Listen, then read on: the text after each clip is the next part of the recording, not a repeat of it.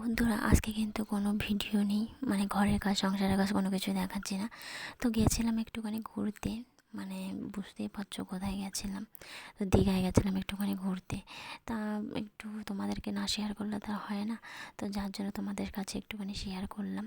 তো কেমন লাগছে বলো? আমার তো বেশ ভালোই লাগছে, কারণ সমুদ্র পাশে বসে থাকলে বা একটা ছবি তুলে কিন্তু বেশ ভালো লাগে। এরকম যদি বাড়ির কাছে থাকতো না, তাহলে কি বলো তো, মাঝে মাঝে চলে আসতাম।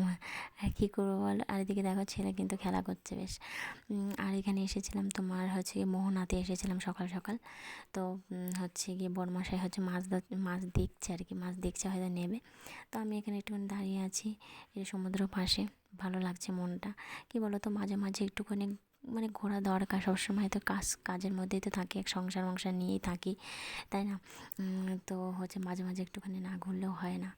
সবারই একটুখানি সময় দিতে হয় নিজেকে। সংসারে তো মানে আমরা সারা জীবন তো সংসারে বেঁধে থাকি, সংসারে এটা সেটা করতেই থাকি, তাই না?